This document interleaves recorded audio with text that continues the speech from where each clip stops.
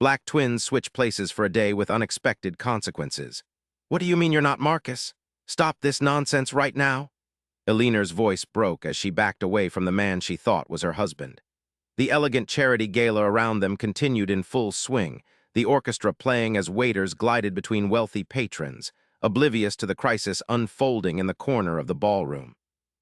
Malcolm adjusted the bow tie that felt like it was strangling him, sweat beading on his forehead as he watched recognition dawn in Eleanor's eyes. He had tried so hard to maintain the charade, but something in his response about their honeymoon, a detail the real Marcus would never have forgotten, had given him away. "Ellie, please, I can explain," Malcolm whispered urgently, reaching for her arm as she recoiled.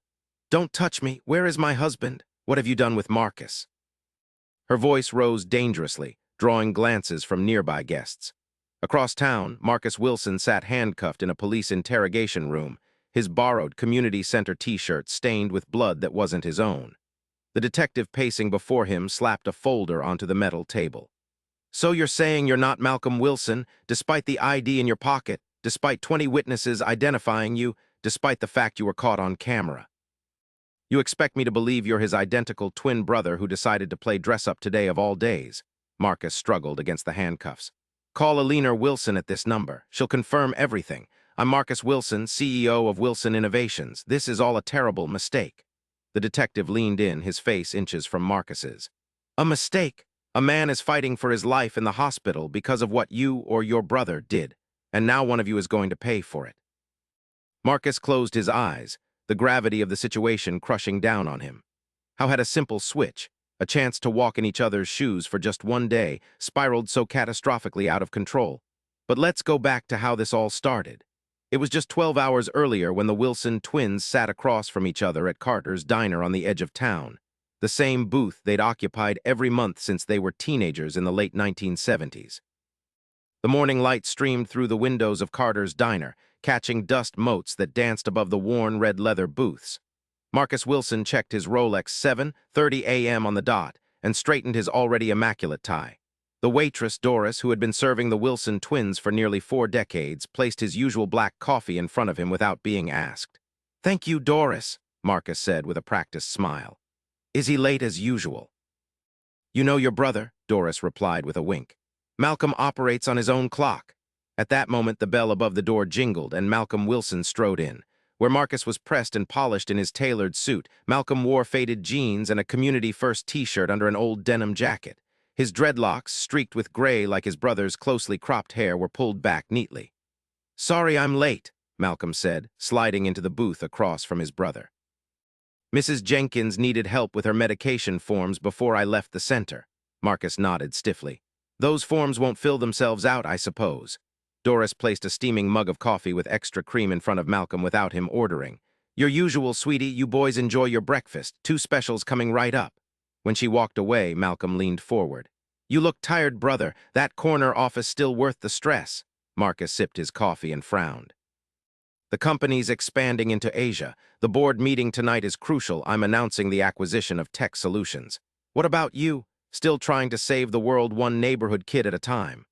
"Someone has to," Malcolm replied without rancor. "The community center's getting a new computer lab next month. Not all of us went to Wharton, but these kids deserve their shot, too." The twins fell into their familiar pattern, Marcus discussing business ventures and market trends, Malcolm talking about community initiatives and the people he helped daily. To an outsider, they were a study in contrasts, same face, same voice, but worlds apart in every other way. "How's Dad?" Malcolm asked, cutting into his pancakes. Marcus's expression softened slightly. "The same. Some days he recognizes me, other days," he trailed off. "The nurses say you visit more often than I do." "I'm closer," Malcolm said, though they both knew it wasn't just about geography. "Ellie and I are hosting the Children's Hospital benefit tonight," Marcus said, changing the subject. 300 guests, $500,000 in donations expected. Governor might show." Malcolm nodded, a hint of something, was it envy, flickering across his face. "Meanwhile, I'll be hosting bingo night at the senior center. Jackpot's up to $50. They ate in silence for a moment before Malcolm spoke again. "Do you ever wonder what it would be like to live each other's lives?" Marcus scoffed. "What, you in board meetings and me? What is it you do all day? Hold hands and sing Kumbaya?" "That's exactly what I mean," Malcolm said, not rising to the bait. You have no idea what my days are like, just as I can't imagine yours. When did that happen to us, Mark? We used to know everything about each other. We grew up, took different paths, but we're still brothers, twins. Malcolm leaned forward, an intensity in his eyes that made Marcus pay attention. Remember when we were kids, how we'd switch places to confuse Mrs. Abernathy in 5th grade? A reluctant smile tugged at Marcus's lips. She never could tell us apart, not even on parents' night when you answered questions about my science project. And you somehow managed to play my saxophone solo without ever having touched the instrument, Malcolm laughed. Pure luck, Marcus admitted. And Mrs. Abernathy was half blind anyway. The laughter faded, replaced by a contemplative silence as both men considered the divergent roads they'd taken since those simpler days. What if we did it again? Malcolm said suddenly. Did what? Switched places, just for today. Marcus nearly choked on his coffee. Have you lost your mind? I have meetings, responsibilities, one day, Mark, to see how the other half lives. Malcolm's eyes gleamed with the same mischief that had gotten them into and out of trouble throughout their youth. Unless you're afraid you couldn't handle my job. Handle your job? Malcolm, I run a multi-million-dollar company. I think I can manage handing out soup and offering advice to troubled teens. And I think I can sit in a fancy chair and tell people what to do for a day, Malcolm countered. Come on. When was the last time we did something spontaneous, something just for us? Marcus was about to dismiss the idea outright when his phone buzzed. Another email from the board, another demand, another fire to put out. He felt the familiar tightness in his chest, the pressure that had been his constant companion since taking over as CEO 5 years ago. One day, he found himself saying, just today, we switch back tonight no matter what. Malcolm's face split into a wide grin. Deal. They settled their bill and stepped outside the diner. In the parking lot, Marcus looked uncertainly at his brother's battered pickup truck. I don't even know if I remember how to drive stick, he admitted. Malcolm laughed. It's like riding a bike, here. He tossed his keys to Marcus, who caught them reflexively. And I assume this is yours, he pointed to the sleek black Mercedes in the corner of the lot. Marcus handed over his key fob reluctantly. Try not to wreck it. And for God's sake, don't let Deanne see you using the wrong hand to sign documents. She's worked with me for 8 years. She'll know something's off immediately. Right, because I couldn't possibly sign my own name correctly, Malcolm said dryly. You know what I mean, I'm left-handed, you're right-handed. Some things never change. Malcolm smiled. Look, my schedule's on the corkboard in my office at the center. Community meeting at 10, lunch with the grant committee at noon, senior bingo at 4. Simple. Marcus nodded, already regretting this impulsive decision. My schedule's on my phone. The passcode is Ellie's birthday. August 15th, Malcolm said promptly. Marcus looked surprised. You remembered. I remember everything about our lives, Mark. That's the difference between us. There was no accusation in Malcolm's voice, just a simple statement of fact. They exchanged clothes right there in the parking lot, laughing like teenagers as they struggled into each other's garments. Malcolm's clothes hung loose on Marcus's slightly trimmer frame, while Marcus's tailored suit stretched tight across Malcolm's broader shoulders. Don't forget the final touch, Malcolm said, handing over his wallet and phone while taking Marcus's. As they prepared to part ways, Malcolm grabbed his brother's arm. One more thing, whatever happens today, we see it through. No backing out halfway. Deal. Marcus hesitated, then nodded. Deal. As they drove away in each other's vehicles, neither brother could have imagined how this simple switch would unravel secrets both had kept buried for years, or how by day's end, their lives would be forever altered. Marcus drove Malcolm's truck through the familiar streets of their childhood neighborhood, now weathered by time and economic hardship. He passed the basketball court where they'd spent countless afternoons, now cracked and overrun with weeds. The corner store where they'd bought penny candy was boarded up, its windows covered in graffiti. He pulled into the small parking lot behind the Eastside Community Center, a converted warehouse with a freshly painted mural spanning its brick wall. Lifting as we climb, read the bold letters above images of diverse faces working together. Inside, the center hummed with activity despite the early hour. An elderly woman arranged donated clothing in one corner. A group of teenagers huddled around a single computer, working on what appeared to be a school project. A harried-looking young mother bounced a fussy baby while filling out forms. "Morning, Malcolm," called a woman in her 60s, her silver hair pulled into a neat bun. "You're later than usual. Everything okay?" Marcus froze momentarily before recovering. "Fine, just running behind." "Well, Gloria's looking for you. Something about the grant proposal needing revisions before the meeting." "Right." The grant proposal, Marcus repeated, having no idea what she was talking about. The woman whose name tag read Beverly gave him an odd look. "You feeling all right, Malcolm? You seem a little off." "Just tired," Marcus said, attempting his brother's easy smile. "Where's Gloria?" "In your office, where else?" Marcus nodded and headed toward the back of the building, hoping he could figure out which office belonged to his brother.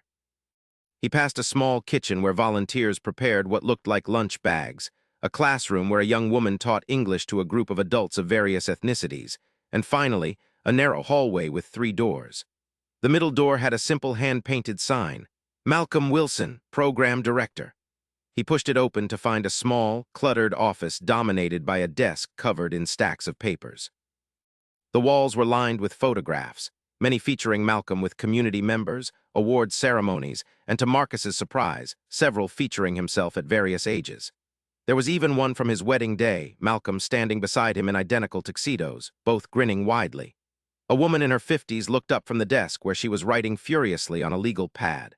Her warm brown skin was mostly free of makeup, and her curly hair was streaked with gray. She wore simple gold earrings and a colorful blouse.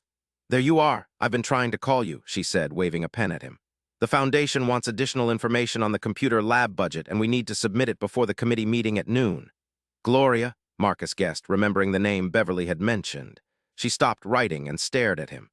"Did you hit your head this morning? Of course it's Gloria. Who else would be sitting in your office at 8 a.m. reworking grant proposals?" She narrowed her eyes. "And since when do you call me Gloria instead of Glow?" Marcus cleared his throat. "Sorry, Glow, just distracted." She didn't look convinced. "Well, come look at these numbers. They don't add up, and we need to make sure everything's perfect before we meet the committee." Marcus reluctantly moved behind the desk, his heart racing. Numbers he could handle, that was his world. As Gloria pointed out line items for computer equipment, software licenses, and instructor salaries, he realized he had no context for what was reasonable or necessary for a community center. "What do you think?" Gloria asked, watching him closely. "I think," Marcus stalled, scanning the document. "I think we need to justify the instructor costs more clearly, show the impact they'll have." Gloria's expression softened. "That's what I was thinking too. You sure you're okay, though, you seem." "Different today?" "Just nervous about the meeting," Marcus said, settling into his brother's chair. It was less comfortable than his ergonomic office chair, but somehow felt more lived in. "Since when does Malcolm Wilson get nervous about talking to stuffy foundation types?" Gloria laughed. "That's your specialty, charming the money out of reluctant donors."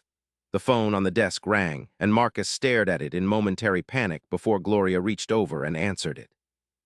"Malcolm Wilson's office, this is Gloria. Yes, he's here. One moment." She held out the receiver. "It's Mrs. Jenkins again. Something about her grandson getting in trouble at school." Marcus took the phone with trepidation. "Hello, Mrs. Jenkins." As he listened to the elderly woman's concerns about her 15-year-old grandson facing suspension, Marcus realized he had no idea what advice his brother would give.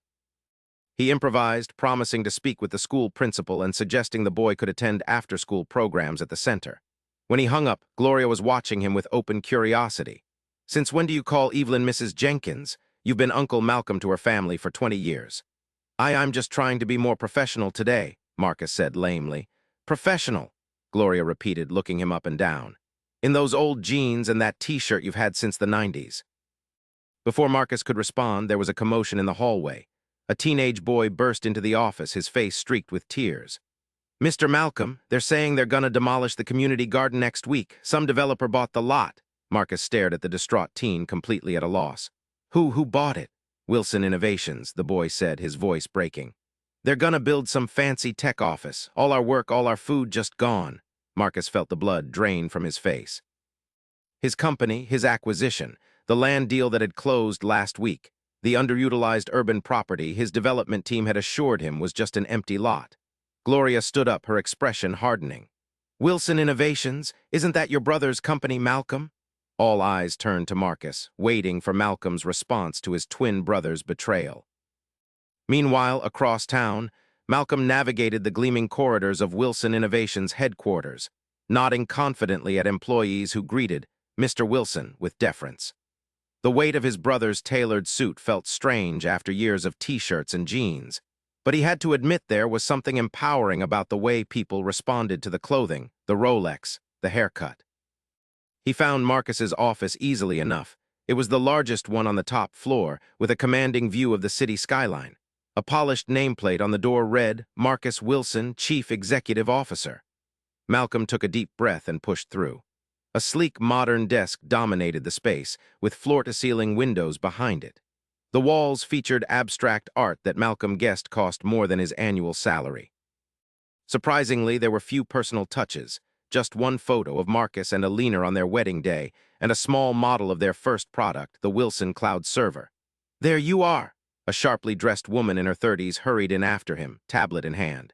"The Tokyo team is waiting on the conference call, and legal needs your signature on the Tech Solutions acquisition before noon." "Morning." Malcolm hesitated, trying to recall his brother's executive assistant's name. "Deanne," she prompted, giving him an odd look. "Are you feeling all right, Mr. Wilson? You seem disoriented." "Just a lot on my mind, Deanne," Malcolm recovered quickly. "The acquisition, the board meeting tonight. And the gala," Deanne added, tapping something on her tablet. "Mrs. Wilson called to remind you that the car will pick you up at 7, not 7:30 as you'd requested." "Right, the gala," Malcolm echoed, his stomach sinking. He'd forgotten about the charity event his brother had mentioned. That would mean facing Eleanor, Marcus's wife of 15 years, who had met Malcolm only a handful of times at family gatherings where their interactions had been cordial but distant. "Your conference call is set up in the main boardroom," Diane continued, leading him back into the hallway. "Mr. Tanaka is particularly interested in discussing the Asian market expansion timeline." Malcolm followed her, his mind racing. Market expansion. He knew his brother's company made cloud storage solutions, but the specifics were beyond him.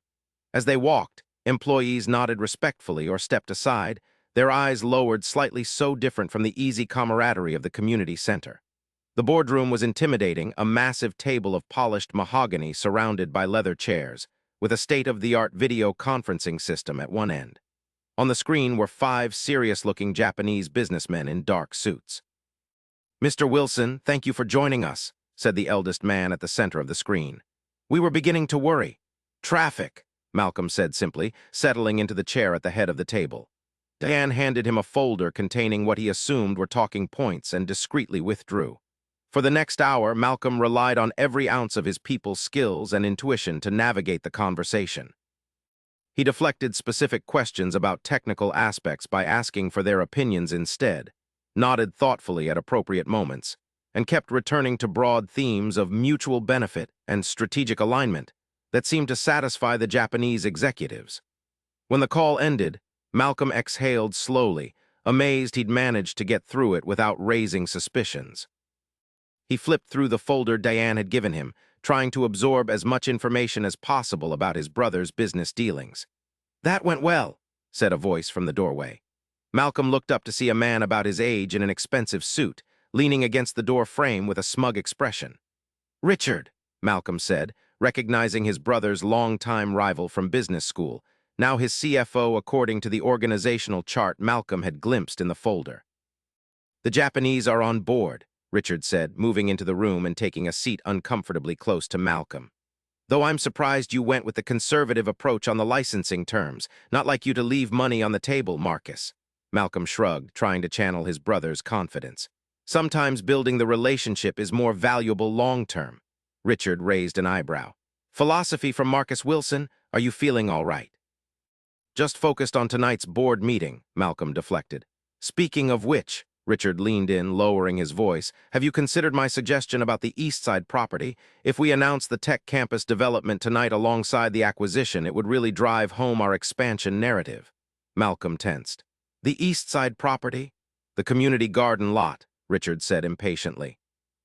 "I know it's a small project compared to Tech Solutions, but it shows our commitment to revitalizing, their word, not mine, the old neighborhood. The PR team is calling it returning to our roots." Malcolm fought to keep his expression neutral as rage built inside him.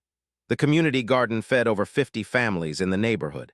The after-school program used it to teach kids about nutrition and responsibility. And his brother's company was going to bulldoze it for what, another glass and steel monument to corporate success. "I'm still considering the timing," Malcolm said carefully. Richard looked disappointed. "Don't tell me you're getting sentimental. It's just an old lot in a dying neighborhood. Our development will bring jobs, tax revenue. It's progress, Marcus." "Progress for whom?" The words escaped before Malcolm could stop them. Richard stared at him in surprise, then laughed uncomfortably. Wow, you sound just like your bleeding heart brother for a second there. What's his name? Martin? Malcolm corrected, his jaw tight. Right, Malcolm, Richard waved dismissively. The one who never left the neighborhood, the one who threw away the same opportunities you had to run some charity case community center. He checked his watch. Anyway, legal needs you to sign off on these acquisition documents before noon. He placed a thick folder on the table and left without waiting for a response. Malcolm opened the folder, finding page after page of legal documents with yellow tabs indicating where Marcus needed to sign. His eyes caught on a particular clause. The acquisition includes all subsidiaries and property holdings of Tech Solutions, Inc., including the recently acquired lot at 1423 Eastside Avenue. So that was it. The community garden wasn't even a direct target, just collateral damage in a larger corporate acquisition. Malcolm wondered if Marcus even knew what he was about to destroy. He picked up a pen, considering his options. As Marcus today, he could refuse to sign, but his brother would only complete the deal tomorrow. He could try to modify the contract, but any changes would raise immediate suspicions. A knock at the door interrupted his thoughts. Diane entered with a concerned expression. "Mr. Wilson, your wife is on line 1. She says it's urgent." Malcolm's heart raced as he picked up the phone on the boardroom table. "Hello, Marcus." Eleanor's voice was crisp and professional, but with an underlying warmth that surprised him. "Did you forget our lunch with Dr. Freeman today?" Malcolm froze. Dr. Thomas Freeman, the elderly professor who had mentored both Wilson brothers through college, helping them secure scholarships when their single father couldn't afford tuition. The man who had been like a second father to them after James Wilson's accident at the factory had left him with chronic pain and limited mobility. "Dr. Freeman," Malcolm repeated. "Right, lunch?" "You did forget," Eleanor sighed. "I've already picked him up from the retirement community. We'll be at Giovanni's in 20 minutes. Please don't be late. You know how he gets when his schedule is disrupted." "I'll be there," Malcolm promised, relieved to have an excuse to escape the office and its moral dilemmas. "And Marcus," Eleanor added, "bring the photo albums like you promised. He's been asking about them for weeks." The line went dead before Malcolm could ask what photo albums she meant. Deanne appeared in the doorway again. "Is everything all right, Mr. Wilson?" "I need to meet Eleanor for lunch," Malcolm said, standing. "And I need to stop by the house first to pick up some photo albums." Diane looked puzzled. "The albums are in your desk drawer. You brought them in yesterday, remember?" "Of course," Malcolm said, though he had no idea where his brother's desk drawers were among the minimalist furnishings of the office. After Diane left, Malcolm searched the desk until he found a drawer containing 3 leather-bound photo albums. He opened the top one to find pictures of the Wilson family from the 1960s and 70s, the twins as babies, as toddlers in matching outfits, as teenagers with their father. Malcolm traced a finger over a photo of their mother, who had died when they were just 8 years old. How long had it been since he'd seen these pictures? Did Marcus look at them often? He closed the album and tucked all 3 under his arm, then headed out, telling Diane he would return after lunch. Giovanni's was an upscale Italian restaurant in the financial district. When Malcolm arrived, he spotted Eleanor immediately, her elegant posture and tailored navy suit making her stand out even in a restaurant full of professionals. Beside her sat Dr. Freeman, now in his 80s but still possessing the commanding presence that had intimidated and inspired generations of students. "You're late," Eleanor said as Malcolm approached, but her slight smile softened the criticism. "Traffic," Malcolm offered, the same excuse he'd used earlier. Dr. Freeman looked up, his keen eyes studying Malcolm's face. Marcus Wilson still using traffic as an excuse after all these years. Malcolm smiled, genuinely happy to see his old mentor. "Some habits die hard, Dr. Freeman. At my age, Thomas will do just fine," the elderly man said, gesturing to the chair across from him. "Now let me look at you." He adjusted his glasses. "Something's different today." Malcolm felt a flash of panic. If anyone could tell the twins apart, it would be Dr. Freeman, who had spent countless hours with both brothers during their formative years. "New haircut," Eleanor supplied, saving Malcolm from having to respond. "I've been telling him it's too short, but he never listens." Dr. Freeman didn't sound convinced. "Bring those albums over here, would you? My eyesight isn't what it used to be." Malcolm handed over the photo albums, and for the next half hour, they reminisced over lunch about the Wilson family history. Dr. Freeman delighted in pointing out embarrassing childhood moments, while Eleanor laughed and asked questions about her husband's youth that suggested she hadn't heard many of these stories before. "I'll never forget when you boys switched places for that mathematics competition in high school," Dr. Freeman said, chuckling. Malcolm was always better at calculus, but you, Marcus, had qualified for the regional finals. So we switched, Malcolm said quietly, remembering, and I competed as Marcus. And won, Dr. Freeman added, but then you insisted on telling the truth and giving back the medal. He shook his head. Always did have an overactive conscience, both of you, though you express it differently. Eleanor leaned forward, intrigued. Marcus never told me that story. There's a lot Marcus doesn't tell, Dr. Freeman said, his gaze shrewd as it rested on Malcolm. Isn't that right, boy? Malcolm shifted uncomfortably. We all have our secrets. Speaking of secrets, Eleanor said, her tone becoming businesslike, have you told Dr. Freeman about your father's condition? Malcolm looked at her in confusion. Dad's condition? Eleanor frowned. The diagnosis, Marcus, from last week's appointment. Dr. Freeman placed a gnarled hand on the table. What's wrong with James? Malcolm struggled to respond, having no idea what diagnosis his brother might have received about their father. It's complicated, he hedged. The doctors confirmed early-stage dementia, Eleanor said when Malcolm didn't continue. It explains the confusion, the mood swings. They're recommending a memory care facility. Malcolm felt as though he'd been punched in the stomach. Their father dementia, and Marcus hadn't told him. They'd just spoken about their father that morning, and Marcus had mentioned nothing about any diagnosis or plans to move him to a facility. When was this decided? Malcolm asked, unable to keep the edge from his voice. Eleanor gave him a strange look. We discussed it all weekend, Marcus. You agreed it was for the best, given your schedule and Malcolm's limited resources. My limited, Malcolm caught himself. I mean my brother's limited resources. That's what you said, Eleanor replied, her expression growing concerned. Are you feeling all right? You've been acting strange all day. Dr. Freeman was watching the exchange with interest, his eyes moving between Malcolm and Eleanor. I'm fine, Malcolm insisted. Just reconsidering whether a facility is really necessary. Maybe we should discuss other options with my brother. You said Malcolm was on board with the decision, Eleanor said, her brow furrowing. Did you not talk to him about it? Marcus, you promised you would handle that conversation. Malcolm felt a surge of anger at his brother. Not only had Marcus kept him in the dark about their father's condition, but he had apparently claimed Malcolm's support for a decision he knew nothing about. I think, Dr. Freeman interjected gently, there may be some miscommunication between the brothers. It wouldn't be the first time. His knowing gaze lingered on Malcolm. Would it, son? Before Malcolm could respond, his phone, or rather Marcus's phone, buzzed with an incoming call. The screen displayed Richard Dalton, CFO. Excuse me, Malcolm said, stepping away from the table to answer. Hello, where the hell are you? Richard demanded without preamble. The Tech Solutions legal team is here, waiting in the conference room. We need those signatures now if we want to announce at the board meeting tonight. I'm at lunch, Malcolm replied tersely. Family matter.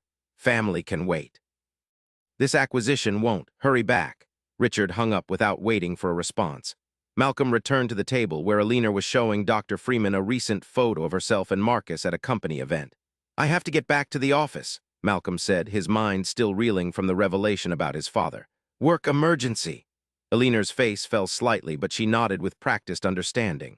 Of course, I'll take Dr. Freeman back to Sunshine Meadows. Dr. Freeman closed the photo album and fixed Malcolm with a penetrating stare. Before you go, I'd like a word in private. Eleanor gracefully excused herself to use the restroom, leaving the two men alone. How long have you known? Malcolm asked quietly once she was out of earshot. That you're not Marcus, Dr. Freeman smiled slightly. Since the moment you walked in, you boys never could fool me, not even when you were children. Malcolm sighed. We switched places this morning, just for a day.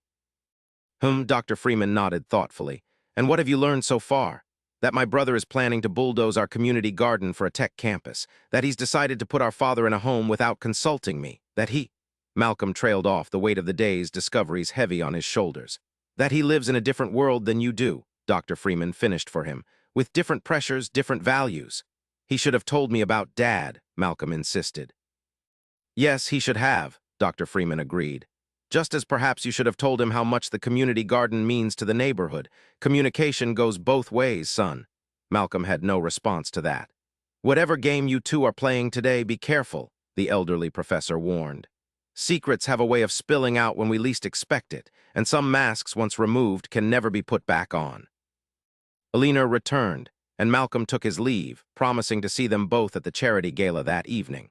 As he drove back to Wilson Innovations in his brother's luxury car, Malcolm wrestled with his conflicting loyalties. Should he sign the acquisition papers that would destroy the garden?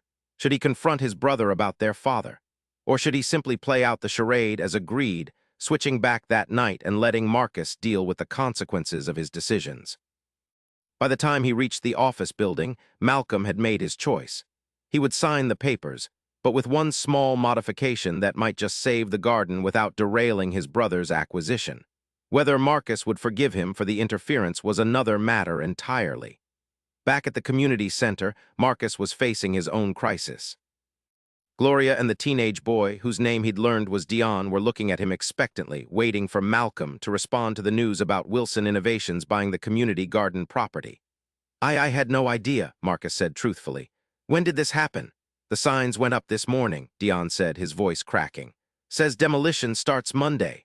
Gloria crossed her arms. So what are you going to do about it, Malcolm? Call your brother. March down to his fancy office and demand an explanation. Marcus winced. If only they knew who they were really talking to. Let me make some calls, he said vaguely. Find out what's really happening. What's happening is exactly what always happens, Gloria said bitterly. The rich get richer and our community loses another resource. No offense to your brother. Some taken, Marcus muttered. Gloria softened slightly. I know it's not easy for you being caught in the middle like this. But those kids have put their hearts into that garden for 3 years. The seniors who tend it get their only fresh vegetables from those plots. We can't just let it go without a fight. Marcus nodded, a plan forming in his mind. I'll handle it, I promise.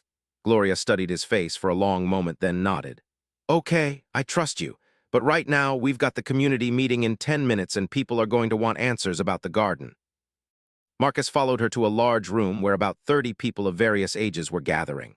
They greeted Malcolm warmly, many with hugs or handshakes, asking about family members or health concerns in ways that made it clear his brother had deep, personal relationships with each of them.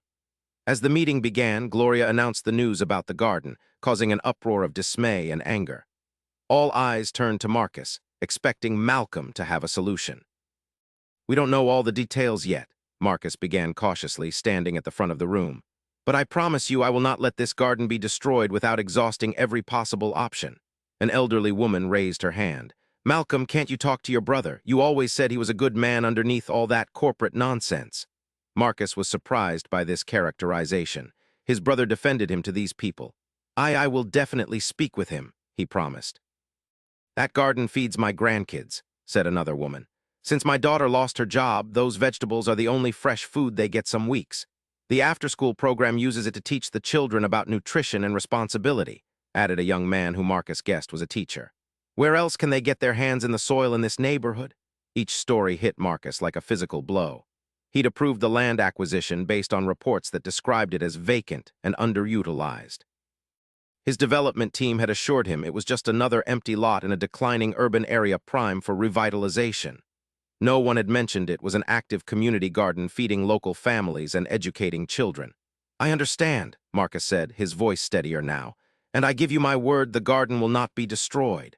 Gloria looked at him in surprise. That's a big promise, Malcolm. How exactly do you plan to keep it? Marcus met her gaze directly. Because I know Marcus Wilson better than anyone, and once he understands what this garden means to the community, he won't go through with the development. The meeting continued with updates on other community initiatives, the new computer lab, the senior health program, the youth mentoring project. Marcus listened in growing amazement at the scope of his brother's work. Malcolm wasn't just running a community center. He was holding together an entire neighborhood that had been abandoned by the city, by businesses, by everyone except the people who had nowhere else to go. After the meeting, Marcus retreated to Malcolm's office and closed the door. He had to call his brother, consequences of their switch be damned. But as he reached for the phone, it rang in his hand. Malcolm Wilson's office, he answered automatically. Marcus, it's me, came his own voice, strange to hear from the outside. We need to talk. I was just about to call you, Marcus replied. The community garden, I know about the garden, Malcolm interrupted. I'm sitting in your office right now with the acquisition papers in front of me. Don't sign them, Marcus said urgently. At least not the part about the East Side property. The garden feeds families, Malcolm. It's not just an empty lot like they told me. There was a pause on the other end of the line. I'm glad to hear you say that, Malcolm finally said. But there's something else we need to discuss. When were you going to tell me about Dad's diagnosis? Marcus closed his eyes, guilt washing over him. I was going to tell you once things were arranged. The doctors say he needs specialized care now, and the memory care facility has an opening starting next month. And you didn't think I deserved to be part of that decision." Malcolm's voice was tight with controlled anger. "I didn't want to burden you," Marcus said. "You already do so much for him, visiting every week, handling his appointments. He's my father too, Marcus, our father." "I know," Marcus sighed heavily. "I'm sorry, I should have told you immediately." There was silence for a moment, then Malcolm spoke again. "We'll discuss it tonight when we switch back. Right now, we both have immediate problems to solve. I've got lawyers waiting for signatures, and you've got what exactly?" "Lunch with the grant committee in 20 minutes, then senior bingo at 4, Marcus replied. "Listen, about the acquisition, I'll handle it," Malcolm assured him. "Just get through the day without blowing your cover. We'll switch back tonight at the diner, 8 p.m. "What about the charity gala? Eleanor's expecting me, you there at 7, Malcolm groaned. "I forgot about that. All right, we'll switch after the gala. Meet me at the diner at 10 p.m. "Deal," Marcus agreed. "And Malcolm, thank you for understanding about the garden." "Thank you for caring once you knew the truth," Malcolm replied, then hung up. Marcus sat back in his brother's chair, relieved but still troubled. How had the twins drifted so far apart that they kept such significant matters from each other? And what else would this day of walking in each other's shoes reveal? A knock at the door interrupted his thoughts. Gloria entered, her expression concerned. "You've been in here a while," she said. "Everything okay?" Marcus nodded. "Just making some calls about the garden situation." "Any progress?" "I think so," he said honestly. "But we should focus on the grant meeting now. Those computers won't fund themselves, right?" Gloria smiled, seemingly reassured by his more confident tone. "That's the Malcolm I know. Come on, the committee members are waiting at Rosie's diner." As they walked to the nearby restaurant, Gloria filled him in on the details of the grant proposal. Marcus listened attentively, asking questions when necessary to understand the project better. By the time they reached Rosie's, he felt reasonably prepared to discuss a computer lab initiative he knew nothing about 12 hours earlier. The grant committee consisted of 3 people: a representative from a local bank, a city councilwoman, and a program officer from a private foundation. They greeted Malcolm warmly, clearly familiar with him from previous proposals. Throughout the lunch, Marcus was impressed by Gloria's thorough knowledge of the center's needs and the community's demographics. She presented statistics, personal stories, and clear budgets that made the case for funding irrefutable. All Marcus had to do was provide occasional support and answer questions about implementation, which he did by drawing on his business experience while being careful not to sound too corporate. "I'm impressed by how comprehensive this proposal is," the foundation officer said as they concluded. "Particularly the metrics for measuring success beyond just usage numbers." "That was Malcolm's idea," Gloria said proudly. "He's always said that counting computers or users doesn't tell you if you're making a real difference in people's lives." Marcus nodded, wondering if his brother had actually said that, or if Gloria was employing a strategic bit of flattery. "Well, I think I speak for all of us when I say this looks very promising," the bank representative added. "We'll have a decision for you by next week." As they walked back to the center after the meeting, Gloria bumped Marcus's shoulder lightly with her own. "That went well. You were unusually quiet, though. Usually I can't get you to stop talking about the kids and their potential." "Just letting the proposal speak for itself," Marcus said. "You did an amazing job putting it together." Gloria looked pleased. "We make a good team, always have." "How long have we worked together?" Marcus asked, realizing he knew almost nothing about his brother's professional relationships. 15 years, Gloria replied. "Ever since you took over the center after Ms. Daniels retired." She laughed suddenly. "Remember how terrified you were that first day, a 28-year-old kid with big ideas and no experience, trying to save a failing community center with more dreams than dollars." "And you stuck with me through all of it," Marcus said, making an educated guess. "Someone had to keep your feet on the ground," Gloria said affectionately. "Though I admit some of those crazy dreams of yours did come true." They had reached the center, where Beverly was waiting at the front desk with a concerned expression. "There you are. Dr. Freeman's been calling, says it's urgent." Marcus felt a flash of panic. Had the elderly professor revealed their switch to someone? Did he say what it was about? "Just that he needs to speak with you immediately, something about your father." Marcus exchanged a worried glance with Gloria before heading to Malcolm's office to return the call. "Thomas Freeman," the professor answered on the first ring. "Dr. Freeman, it's Malcolm," Marcus said, maintaining the pretense even though he suspected his mentor had seen through their charade at lunch. "I know perfectly well who this is, Marcus," Dr. Freeman replied dryly. "And I know what you and your brother are up to today." Marcus sighed. "How did you figure it out?" I taught you boys for 6 years. You think I can't tell when Malcolm is pretending to be you or vice versa. The question is why you felt the need for this elaborate deception. It was just supposed to be a simple switch, Marcus explained. One day walking in each other's shoes. We used to do it all the time as kids. You're not kids anymore, Dr. Freeman said sternly. And your decisions affect more people than just yourselves. Which brings me to why I called. Your father had an episode at the nursing home this afternoon. He's asking for both his sons. Marcus gripped the phone tighter. Is he all right? Physically, yes, but he's confused, agitated. The staff can't calm him down. He keeps insisting he needs to tell you both something important before he forgets again. I'll go right away, Marcus said. I've already called your brother, or rather, I called your office and reached him, Dr. Freeman added. He's on his way to Sunshine Meadows now. I suggest you meet him there and end this charade before it causes any more confusion. Yes, sir, Marcus said, feeling like a schoolboy again under his mentor's disapproval. And Marcus, Dr. Freeman's voice softened. Whatever your father wants to tell you both, listen with an open heart. Some truths wait a lifetime to be spoken. Marcus promised he would and hung up, immediately heading out to find Gloria. He explained that his father was having a difficult day and he needed to leave immediately. Of course, Gloria said without hesitation. Family comes first. I'll handle senior bingo. Give your dad my love. Marcus thanked her and hurried out to Malcolm's truck. As he drove to Sunshine Meadows nursing home, his mind raced with possibilities. What could their father need to tell them that was so urgent? And how would he and Malcolm explain showing up as each other? When he arrived at the sprawling one-story facility surrounded by gardens, Marcus spotted his Mercedes already in the parking lot. Malcolm had beaten him there. At the reception desk, a nurse recognized Malcolm immediately. He's been asking for you. Your brother just arrived a few minutes ago. She led Marcus down a hallway to a private room where James Wilson sat in an armchair by the window. At 78, their father's once powerful frame had diminished, but his face still held the strong features he had passed on to his sons. Malcolm, still dressed in Marcus's suit, sat beside him, holding his hand. Dad, Marcus said softly as he entered, it's me. James Wilson looked up, his eyes clearing momentarily from their usual fog. Malcolm, he said, then looked at the other twin in confusion. And Marcus, my boys, both here. Marcus and Malcolm exchanged a glance, silently agreeing to maintain the deception for their father's sake. Dr. Freeman said you wanted to tell us something, Malcolm said gently. James nodded, his gaze becoming distant. Before I forget again, the box in the attic, your mother's box, the blue one with the silver clasp, you need to find it. Mom's box, Marcus repeated. I thought we went through all her things after she died. Not this, James insisted. I kept it hidden.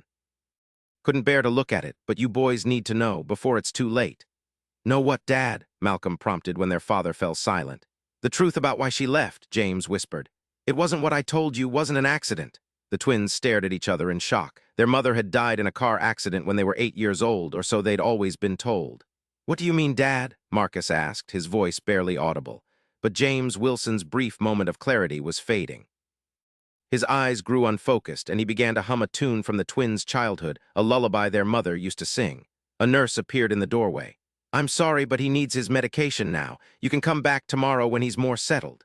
Reluctantly, the brothers said goodbye to their father, each kissing his forehead before leaving the room. They walked in silence to the parking lot, the weight of their father's words hanging between them. The blue box, Malcolm finally said. Do you know what he's talking about? Marcus shook his head. I haven't been in the attic of the old house since we moved him to Sunshine Meadows 5 years ago. I have the keys, Malcolm said. We should go now before the gala. They agreed to meet at their childhood home, each driving separately, Malcolm in the Mercedes, Marcus in the pickup truck. The house was a modest 2-story in what had once been a working-class neighborhood, but was now one of the most impoverished areas of the city. Malcolm maintained the property but had never sold it, despite real estate developers making increasingly generous offers as the area became targeted for revitalization. The house stood apart from its neighbors, many of which were boarded up or in disrepair, with its freshly painted exterior and well-tended yard. Inside, it was clean but frozen in time, the furniture and decorations unchanged since their youth. The attic access is in the hallway, Marcus said unnecessarily. Both men stared up at the ceiling pull cord that would release the attic ladder. Malcolm reached up and pulled. The ladder descended with a creak of disuse. After you, he said to Marcus. The attic was hot and dusty, filled with the accumulated belongings of the Wilson family across generations. Marcus found the light switch illuminating the space with a single bare bulb. If I were a blue box with a silver clasp, Malcolm murmured, where would I be? They searched methodically, moving aside old furniture, stacks of magazines, and boxes of holiday decorations. Finally, behind a broken rocking chair, Marcus spotted it, a blue hat box with a tarnished silver clasp covered in a thick layer of dust. This has to be it, he said, carefully lifting the box and bringing it to where Malcolm stood in the center of the attic. They looked at each other, neither wanting to be the first to open it. Together, Malcolm finally said. Marcus nodded, and they each placed a hand on the clasp, opening it simultaneously. Inside were letters, dozens of them, along with photographs and a small leather-bound journal. Marcus picked up one of the letters, noticing it was addressed to their mother in an unfamiliar handwriting. The return address was from Boston. "These are love letters," he said quietly as he scanned the contents. "From someone named Robert." Malcolm had opened the journal. "This is Mom's diary," he said, his voice thick with emotion. "Listen to this entry from 1976. I've made my decision. I cannot continue living this lie, not even for the boys. James is a good man, but I cannot love him the way he deserves. Robert has waited patiently for 3 years. It's time I found the courage to start a new life." Marcus felt as though the floor had dropped out from beneath him. "She was planning to leave Dad, to leave us." Malcolm continued reading, his face growing paler.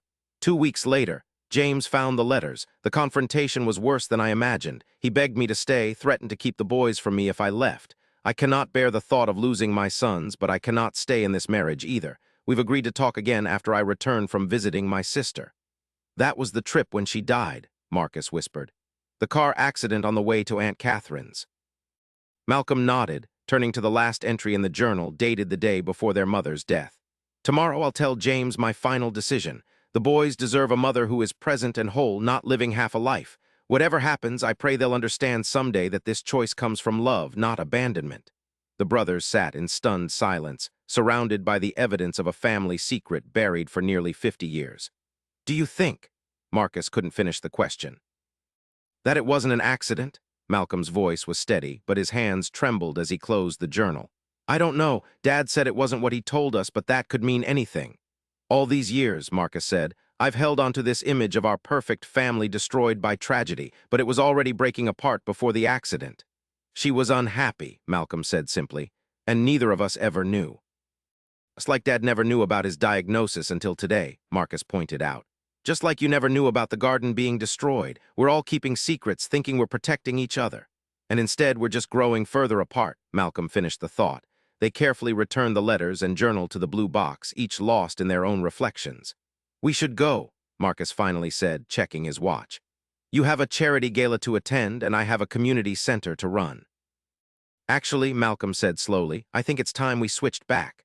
Marcus looked up in surprise. "But we agreed to finish the day. That was before Dad's revelation, before the garden crisis, before—" Malcolm gestured at the blue box. "All of this, I think we've learned what we needed to learn from walking in each other's shoes." Marcus considered this, then nodded. "You're right, but what about the gala? Eleanor is expecting you there in an hour." "We'll both go," Malcolm said. "You as yourself, me as myself. It's time we stopped pretending to be each other and started being brothers again." As they descended from the attic, carrying their mother's box between them, both men felt the weight of the day's revelations and the unexpected liberation that came with them. Secrets exposed lost their power to divide. Truths acknowledged created the possibility of healing. They agreed to meet at the gala after changing back into their own clothes. As they parted in the driveway, Malcolm handed Marcus the keys to the Mercedes. "By the way," Malcolm said, "I didn't sign the acquisition papers, at least not the original version. I added a codicil excluding the East Side property from the deal. The lawyers weren't happy, but they accepted it." Marcus smiled. "Thank you, and I think the grant committee is going to approve the computer lab funding. Gloria did most of the work, but I may have helped a little with the financial projections." "We make a good team," Malcolm said, echoing Gloria's earlier words. "When we're not keeping secrets from each other." "No more secrets," Marcus agreed. "Starting now." 2 hours later, the charity gala was in full swing at the Grand Plaza Hotel. The ballroom glittered with crystal chandeliers and elegant decorations as the city's elite mingled and networked while nominally supporting the children's hospital. Eleanor stood near the entrance, stunning in a midnight blue gown, greeting guests as they arrived. Her expression registered surprise when Marcus approached, now dressed in his own tuxedo rather than his brother's clothes. "You're early," she said, kissing his cheek. "And you changed your tuxedo. I thought you were wearing the Armani tonight." Change of plans, Marcus replied with a smile. And I have another surprise for you. He gestured toward the door where Malcolm had just entered, also in a tuxedo borrowed from his brother's extensive wardrobe. Eleanor's eyebrows rose. Malcolm, you didn't mention he was coming. Last-minute invitation, Marcus explained. I thought it was time my brother saw this side of our lives. As Malcolm approached, Eleanor's gaze moved between the identical twins, her trained lawyer's mind picking up subtle differences in their posture and expression that even the matching tuxedos couldn't disguise. Eleanor, Malcolm greeted her with a warm but slightly awkward smile. Thank you for having me. Of course, she replied smoothly, though her questioning gaze shifted to her husband. Any brother of Marcus is always welcome. As they moved into the ballroom, Marcus quietly explained to Eleanor about their father's episode and the discovery in the attic. He left out the part about switching places. That revelation could wait for a more private moment. The evening progressed with speeches and auction items, dancing and networking. Marcus introduced Malcolm to colleagues and board members, many of whom seemed surprised to learn the successful CEO had an identical twin. "Why haven't we seen you at these events before?" asked Richard Dalton, eyeing Malcolm suspiciously. "My brother has been busy making a real difference in the community," Marcus answered before Malcolm could respond. "Fact, I've been meaning to talk to you about a potential partnership between Wilson Innovations and the Eastside Community Center." Richard looked startled. "A partnership with a community center? Corporate social responsibility," Marcus said smoothly. "The kind that makes real impact, not just good publicity. Malcolm Center serves the same neighborhood where we grew up, where our company's first office was located. It seems fitting that as we expand globally, we remember our roots." Malcolm watched his brother with newfound respect. Perhaps Marcus hadn't completely forgotten the values they'd been raised with after all. The evening was going smoothly until Dr. Freeman arrived, fashionably late and immediately spotting the Wilson twins across the room. The elderly professor made his way toward them, leaning heavily on his cane. "Well, well," he said as he reached them. "The prodigal twins back in their rightful identities." Eleanor looked between the three men in confusion. "Rightful identities." Dr. Freeman chuckled. "Ask your husband about today's little experiment, my dear. I think you'll find it quite illuminating." Before anyone could respond, a commotion near the entrance drew their attention. A young man in a community center t-shirt, Dion, the teenager from the morning meeting, was arguing with security guards who were attempting to remove him. "I need to speak with Malcolm Wilson," Dion was insisting. "It's an emergency." Malcolm immediately moved toward the disturbance, Marcus close behind him. They reached the entrance just as the security guards were escorting Dion toward the door. "It's all right," Malcolm called out. "He's with me." The guards released Dion reluctantly. The teenager was breathing hard, his expression frantic. "Mr. Malcolm, there's been a fight at the center. Gloria tried to stop it, and she's hurt bad. They took her to Metro Hospital." "What happened?" Malcolm demanded, his face pale with concern. "Some guys showed up talking about the garden, saying it was too late to save it. One of them had a Wilson Innovations badge. Things got heated, and when Gloria stepped between them..." Dion's voice broke. "There was pushing, and she fell against the corner of a table. Her head was bleeding real bad." Marcus looked at his brother in horror. "This is my fault. Those must have been Richard's development team members. I'll handle this." "No," Malcolm said firmly. "We'll handle it together." They turned to find Eleanor, and Dr. Freeman had joined them, having overheard the conversation. "Go," Eleanor said to Marcus without hesitation. "I'll make your excuses here." "Take my car," Dr. Freeman added, handing Malcolm his keys. "It's closer than the valet." The twins rushed out of the hotel, their formal attire incongruous with the urgency of the moment. They reached Metro Hospital in record time, with Marcus breaking several traffic laws along the way. In the emergency room, they found several community center regulars already in the waiting area, including Beverly and the elderly Mrs. Jenkins. "How is she?" Malcolm asked immediately. "Still in with the doctors," Beverly replied, her eyes red from crying. "They said she hit her head pretty hard. They're doing scans now." Marcus pulled his brother aside. "This has gone too far. People are getting hurt because of corporate decisions I made without understanding the consequences. And because of community anger I helped foster," Malcolm admitted. "We both played a part in this." A doctor emerged from the treatment area looking tired but not grave. "Family of Gloria Johnson?" "Here," Malcolm stepped forward. "I'm her emergency contact." The doctor nodded. "Ms. Johnson has a concussion and needed several stitches, but the CT scan showed no bleeding in the brain. We'll keep her overnight for observation, but she should make a full recovery." The relief in the waiting room was palpable. The doctor continued. She's asking for Malcolm, just one visitor for now. Malcolm looked at his brother. Come with me. There's something I need to do and I want you there. The doctor hesitated but eventually allowed both twins to enter the treatment area. They found Gloria in a hospital bed, a bandage wrapped around her head, her usually vibrant face pale against the white sheets. Two Malcolms, she murmured as they approached. I must have hit my head harder than I thought. No, you're seeing clearly, Malcolm said, taking her hand. This is my brother Marcus. I know who Marcus is, Gloria said, her voice weak but her gaze sharp as it shifted to the other twin.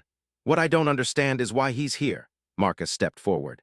Because I owe you an apology, Ms. Johnson. The men who came to the center tonight work for my company. Their actions are inexcusable and they will be held accountable. Gloria studied him with the same intensity she had shown Malcolm earlier that day. You look just like him, but you talk completely different. We are different, Marcus acknowledged, but maybe not as different as we've both pretended to be. Malcolm squeezed Gloria's hand. There's something else you should know. Marcus and I switched places today. Gloria's eyes widened. What? Just for the day, Malcolm explained. To walk in each other's shoes. So the Malcolm you were with at the center today was actually Marcus. Gloria's gaze moved between the twins, comprehension dawning. That explains so many things. The way you didn't know where anything was, why you kept calling me Gloria instead of Glow. I'm sorry for the deception, Marcus said sincerely. But I want to thank you for showing me what my brother has built at the center. It's remarkable work you're doing. We do what we can with what we have, Gloria said, some of her usual spirit returning.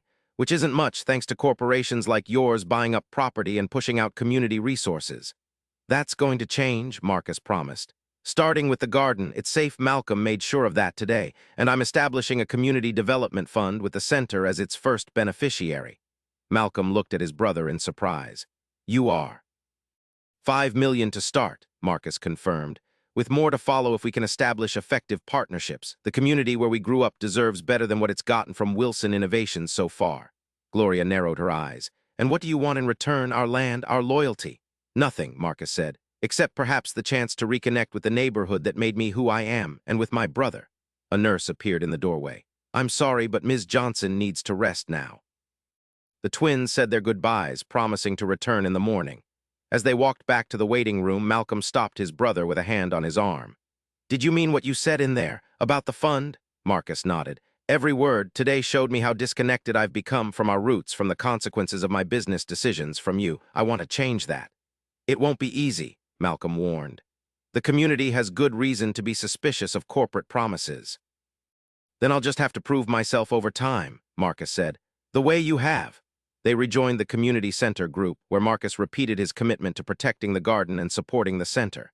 The initial skepticism gradually gave way to cautious acceptance as Malcolm vouched for his brother's sincerity. As the night wore on, most of the group departed, leaving just the twins sitting side by side in the waiting room. We still need to talk about Dad, Malcolm said quietly. About the memory care facility and about what we found today, Marcus nodded. We will. No more making decisions without consulting each other, no more secrets. And about Mom, Malcolm asked. Do we try to find out more about what really happened? Marcus considered this. I think we owe it to ourselves to know the truth, whatever it is, but not tonight. Tonight we've had enough revelations. They sat in comfortable silence for a moment before Malcolm spoke again. So did you learn anything useful from being me for a day? Marcus laughed softly. That your job is a lot harder than I thought, that you've created something remarkable at that center, that people respect you not because of your title or your wealth, but because of who you are. And I learned that your world comes with pressures I never appreciated, Malcolm admitted. The constant demands, the weight of decisions affecting hundreds of employees, the delicate balance of business and ethics. We're more alike than we are different, Marcus observed. We just express it in opposite ways. Maybe that's what we were supposed to learn all along, Malcolm suggested. That despite taking different paths, we're still connected, still brothers. As dawn broke over the city, casting long shadows through the hospital waiting room windows, the Wilson twins sat shoulder to shoulder, no longer pretending to be each other, but perhaps understanding each other better than they ever had before. The switch that had begun as a simple challenge had become something much more profound, a bridge across the divide that had grown between them over decades of separate lives. In the soft morning light, they looked remarkably alike once more, not because they wore the same clothes or mimicked each other's mannerisms, but because the essential bond of brotherhood had been renewed, stronger now for having been tested. Eleanor's voice had broken as she backed away from the man she thought was her husband. But now understanding dawned in her eyes as Marcus, the real Marcus, approached them, having just returned from speaking with a major donor. "Ellie," Marcus said gently, "there's something I need to tell you about today." Eleanor looked between the identical men, comprehension gradually replacing confusion.